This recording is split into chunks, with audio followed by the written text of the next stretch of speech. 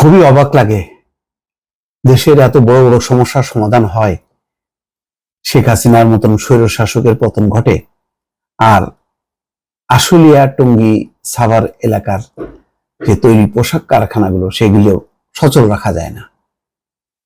এটার আসলে কি ব্যাখ্যা, কি বিশ্লেষণ বুঝতে পারছি না, কিন্তু বাস্তবতা হলো এই, কোনোভাবেই নিয়ন্ত্রণ করা যাচ্ছে না। একদিন দুদিন পর পর দেখা যায় যে সব পক্ষের মধ্যে বৈঠক, কাল থেকে শুরু হবে, সব কারখানা চলবে, তারপর দেখা যায় যে চলছে না। এবং সর্বশেষ খবর হচ্ছে আশুলিয়ায়, শুধুমাত্র আশুলিয়ায় ৪৫টি পোশাক কারখানা অনির্দিষ্টকালের জন্য বন্ধ ঘোষণা। তাহলে বুঝতে পারছেন যে এর প্রভাব অন্যান্য জায়গায় পড়বে। ৪৫টি পোশাক কারখানা মানে সিরিয়াস ব্যাপার। বাংলাদেশের পোশাক নেওয়ার জন্য এখন পশ্চিমারা উন্মুখ হয়ে আছে, সহযোগিতা করতে চাচ্ছে। মার্কিন যুক্তরাষ্ট্রের প্রতিনিধি দল আসছে, আরো কিভাবে বাংলাদেশের তৈরি পোশাক নেওয়া যায়, জিএসপি সুবিধা তারা দিতে চায়। তো কি হবে এখন?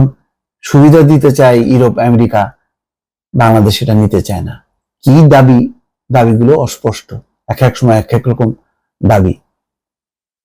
তো সেইগুলো একদিকে মেটানো হচ্ছে, বলা হচ্ছে যে ঠিক আছে, কিন্তু পরে দেখা যাচ্ছে ঠিকই শ্রমিকরা আবার বিক্ষোভ করছে এবং সেই বিক্ষোভের মাত্রা দিনকে দিন বাড়ছে।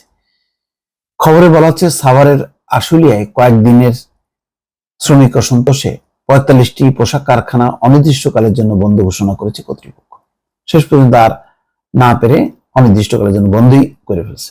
একই সঙ্গে আরো ২৫টি পোশাক কারখানায় শ্রমিকরা কাজে যোগ দেওয়ার পরে সাধারণ ছুটি ঘোষণা করা হয়েছে। তবে বিভিন্ন দাবিতে কারখানার ভেতরে ও বাইরে শ্রমিকরা বিক্ষোভ ও অবরোধ করেন।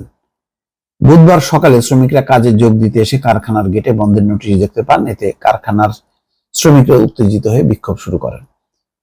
অনির্দিষ্টকালের জন্য বন্ধ কারখানা হলো virtual, bottoms, Mondol knitwear limited, Sigma fashion limited, Hamim group, crossware industries limited, jeans producer limited, Arunima গ্রুপের Arunima sportswear limited, DMC apparels limited, SM knitwear limited, Agami apparels limited, Manta apparels limited সহ ৪৫টি পোশাক কারখানা।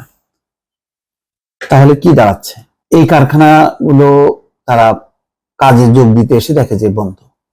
তাহলে কি কারখানা মালিক কর্তৃপক্ষ বুঝতে পারছিল যে তারা আসলে আসছে ঠিকই, কিন্তু তারা কাজ না করে বিক্ষোভ করবে এবং কারখানার নিরাপত্তার কারণেই কি তারা বন্ধ করে ফেললো? অনেক প্রশ্নের আসলে উত্তর মিলছে না। রিপোর্টগুলোতেও পরিষ্কার করে কোনো চিত্র দেওয়া হচ্ছে না। রহস্যটা কোথায়? কেন এই পরিস্থিতি? কেন সমাধান করা যাচ্ছে না? সেজন্য শুরুতেই বললাম যে সরকার ফেলানো গেল আর কারখানা চালু করা গেল না, এটা কেমন কথা? শ্রমিকরা জানান, বিভিন্ন দাবি নিয়ে টানা কয়েকদিন ধরে বিক্ষোভ ও কর্মবিরতি পালন করেছেন শ্রমিকরা, কিন্তু মালিক পক্ষ শ্রমিকদের দাবি নিয়ে কয়েক দফায় বসলেও কোনো ফলপ্রসূ সিদ্ধান্ত হয়নি। এতে শ্রমিকদের ক্ষোভে কয়েকটি কারখানা, পোশাক কারখানা সাধারণ ছুটি ঘোষণা করে। পরে আজকে সকালে কাজে যোগ দিতে এসে কারখানার সামনে অনির্দিষ্টকালের জন্য বন্ধের নোটিশ দেখতে পান শ্রমিকরা। ক্রসওয়্যার ইন্ডাস্ট্রি লিমিটেড নামে একটি পোশাক কারখানার গেটে ঝুলছিল বন্ধের নোটিশ। সেখানে শ্রমিকদের উদ্দেশ্যে কর্তৃপক্ষ লিখেছেন, আশুলিয়া শিল্পাঞ্চলে গার্মেন্টস শিল্পে দাঙ্গা-হাঙ্গামা, ভাঙচুর ও বেআইনিভাবে ধর্মঘটের কারণে ফ্যাক্টরি পরিচালনার অনুকূল পরিবেশ না থাকায় সার্বিক নিরাপত্তার বাংলাদেশ শ্রম আইনের সংশ্লিষ্ট ধারায় পরবর্তী নির্দেশ না দেওয়া পর্যন্ত অনির্দিষ্টকালের জন্য বন্ধ থাকবে। খুবই রহস্যজনক। অথচ সেখানে বিশৃঙ্খল পরিস্থিতি যাতে উদ্ভব না হয় সেজন্য পুলিশ, সেনাবাহিনী যৌথভাবে কাজ করছে। তারপরেও এই পরিস্থিতি কেন, এটা বোঝা যাচ্ছে না। এটা কি কারখানার শ্রমিক মালিকদের কোনো বিষয় যে শ্রমিকদের উপর দায় চাপিয়ে দিয়ে কারখানাগুলো বন্ধ রাখা? রহস্যটা কোথায় সেটাই তো বোঝা যাচ্ছে না। ভালো থাকবেন, আল্লাহ হাফেজ।